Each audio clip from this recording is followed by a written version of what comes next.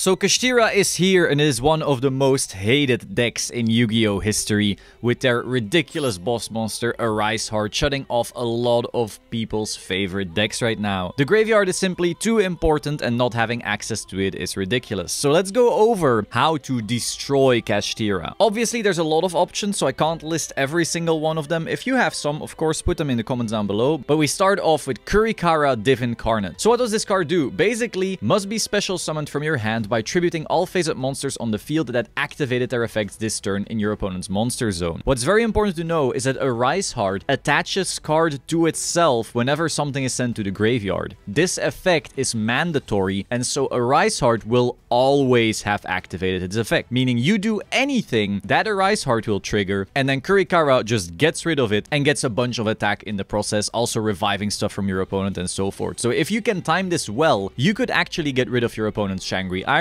their Arise Heart, their Fener, and then either OTK or in the end phase get their Arise Heart or Fener to your side of the field. So Kurikara is incredible, and another plus is that this card is also great against Pearly, because usually Pearly Noir will have activated its effect to draw cards. So Kurikara is one of the cards right now to try and beat the two potentially best decks, which is KASHTIRA and Pearly. Now, one problem with this card, of course, is that it's only good going second. So if you are going first, this is just a dog shit dead card in your hand. And so there's some other cards in here that might be better, even though this is definitely one of the more impactful ones on this list. Next, we have KASHTIRA Fener. Now, why the hell is Fener actually good? The reason Fener is great into the board of KASHTIRA is because since Arise Heart will constantly have to activate its attach effect, on the resolution of that, Fener will automatically get rid of that opposing Arise Heart. This means that whenever you just go summon Fener, the Arise Heart of your opponent has to get rid of it. So they instantly have to waste their banish, otherwise that Arise Heart will be gone. Beyond that, Fener is also just generically really good. So this is the type of card that you can put into literally any deck and it'll be good both going first and going second, and it just so happens to also deal with the KASHTIRA board very well. So Fener, I think, is definitely more interesting already than the Kurikara, because at least it is generically great and good going first and second. Of course, it's a bit lower impact than the Kurikara, but sometimes you need those lower impact but consistently good cards rather than the blowouts. Next, we have Kaijus. Now, this is basically any type of Kaiju. Like, there's a bunch of Kaiju type monsters, Lava Golem, Sphere mode maybe if your opponent is like crazy. But I do think Kaiju is the more safer one, because some people will be going Arise Pass. They will just make their one Arise Heart and then maybe set some back row, keep some hand traps, and then suddenly if you are playing Lava Golem or Sphere mode, those cards are dead. So Kaijus are generically good, but there's one little last thing you might want to keep in mind, and that's that Kaijus have different levels. So if you are using Radiant the Dark Kaiju, for example, even though that might be great for your deck, maybe you play Allure of Darkness, maybe you play Dark World and you like the Fiend, be aware that they can use that Radiant to then start making Xyz monsters with. So if you can choose the Kaiju and you don't really care, it's probably best to take one with the wrong level, so not 7, so that if you can't get rid of the Kaiju, at least the KASHTIRA player cannot use it to Xyz summon with. Next, we have Nibiru. Now, Nibiru is a bit hit and miss, because sometimes they will try and go for a big board and then you can just Nibiru them and auto win. But sometimes they will just do the small Arise Pass with some back row and some hand traps, and then suddenly the Nibiru is completely dead because they can do that in 4 summons. So for that reason, I'm not a huge fan of this card. However, it is also good both going first and second, because if you go first and you make a board and then you also have a Nibiru in your hand, your opponent is almost never breaking that. So this is kind of in the same category as Fener, where it can be good going first and second, and so I like it a little more. But the reason I like it a little less is that into Pearly and some other decks, this is an awful dead card. So it's sometimes good against Cash, but sometimes not really. And then into Pearly, it's also dead, so it's kind of like iffy. I would more so right now be looking at the Fenrir and some other cards that we will be getting. Next, we have Dark Hole. So Dark Hole, an old classic. Of course, you have to love it if you're into the old school stuff, as I am. Just destroy all monsters on the field. Now, usually,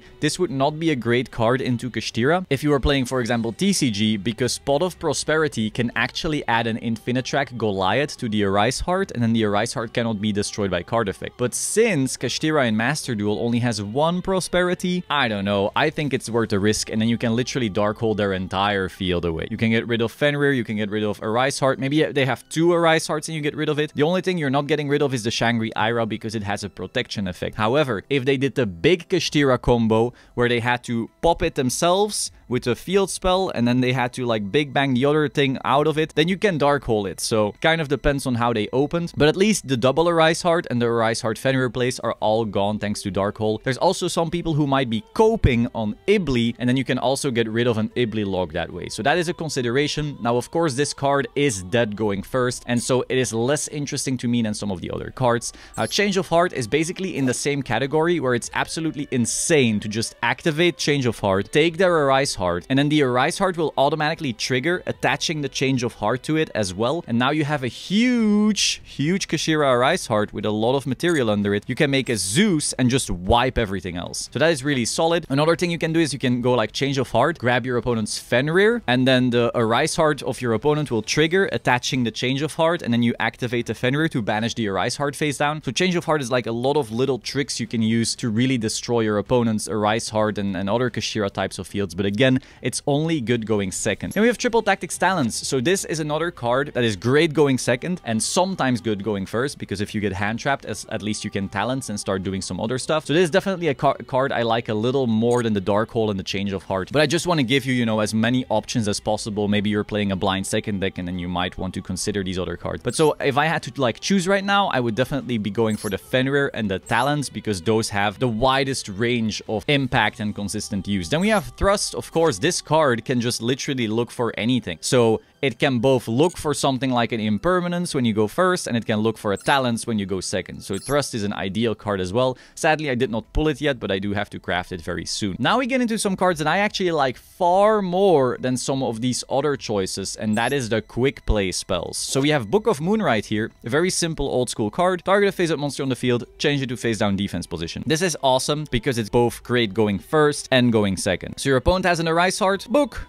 Done. But you go first, you make a little bit of a board, you set a Book of Moon. Now your opponent special summons their first KASHTIRA monster, activate Book of Moon, book it. GG. It's very hard for a KASHTIRA player to actually play through that because they need to hard open like a birth and then one more thing to normal summon and keep on playing. So books in general are amazing against KASHTIRA, and so since Book of Moon is great going first and second, if you have the room, I would definitely play this. Also, it is especially great because if your opponent's Pearly player needs to make the Noir with the trap card, with a Yeep, you can chain the Book of Moon to the Yeep, and then that way they will not get their Noir. Next we have Enemy Controller. So very similar story to the books. This is great going first and going second, and you can also once again get rid of a lot of their board at once. Like you might normal or special summon something and your opponent might go like activate a Rise Heart to try and get rid of it. You might be able to chain Enemy Controller, tribute your thing that was going to go away anyway, grab their Fenrir, then the Rise Heart needs to attach something, then your Fenrir banishes their thing face down, and you just keep snowballing like that. And then going first, you can just set the Enemy Controller behind the rest of your board, and then when they start playing, you can still just steal their monsters and so forth. Or funnily, if they try to go to battle phase with like an Xyz monster and they want to attack with it to then make a Zeus, you can just put it into defense, which is something that can also come up. Next we have Book of Eclipse. This is a bit better than Book of Moon when the KASHTIRA players make their big boards, like if they have a Shangri-Ira and a Fenrir and an Arise Heart, or they have two Arise Heart, and so then being able to just Book of Eclipse them is absolutely awesome. Also works really good against Pearly in the same way that Book of Moon does. But this is actually even better going first into Pearly, because even if they have straight Pearly Street, which turns off targeting, you can still just Eclipse their board and it doesn't target. So this is absolutely amazing for that as well. But it is a bit worse going first, because if you have your own board, you will be Book of Eclipsing that as well, unless they are Link monsters. So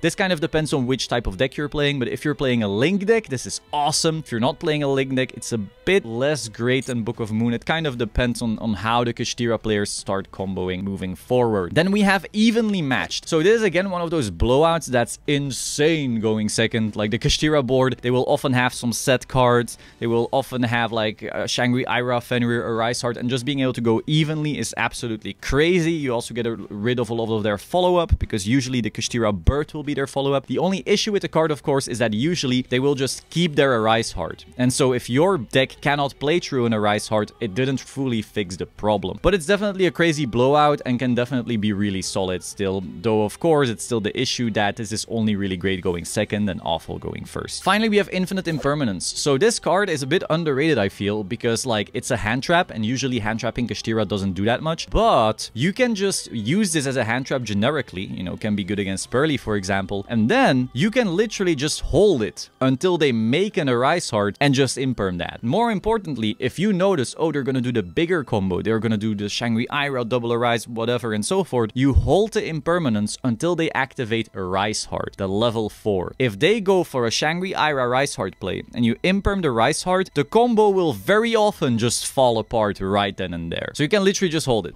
They make an Arise Heart, cool, on your turn, imperm, problem solved. They try to make the bigger combo on Arise Heart, imperm, often the problem is also solved. So these were the main deck outs for KASHTIRA. Now I want to say one more last little trick, and that is that you could play your own Arise Heart to nuke them. Why? Well, basically a lot of the less experienced KASHTIRA players, definitely early on, will be activating their Shangri-Ira cards. And this says during each standby phase, special summon one KASHTIRA monster from your deck. So they will go, wow, I'm so happy, activate Shangri-Ira, special summon Fener from my deck, I have a free body. And KASHTIRA Arise Heart says once per turn, you can also XC summon KASHTIRA Arise Heart by using one KASHTIRA monster you control, if an effect of KASHTIRA Ira was successfully activated this turn. It's an effect, not your effect. This means that if your opponent activates Shangri-Ira, you can make your own Arise Heart with just one Fenrir. So if your deck has the room to play an Arise Heart, and you're already playing a Fenrir and stuff like that anyway, you can make your own free Arise Heart, just like that, because the KASHTIRA players might be making their own Shangri-Ira effects live. Then you can attack, attach some stuff, make your own Zeus, wipe the board, GG. So that is something to keep in mind. If you have the extra deck space and you're already playing Fenrir or maybe even other KASHTIRA cards, you can literally just play your own Arise Heart and Zeus, and that way nuke them as well. So that's a little extra deck trick, but overall, in general, if I had to choose right now and I wanted to make a balanced deck, I would try to play some Fenrirs, I would try to play some Talents, try to play any combination of books and or imperms, and maybe even enemy controller depending on the deck. I think these other blowouts are cool. I think Pearly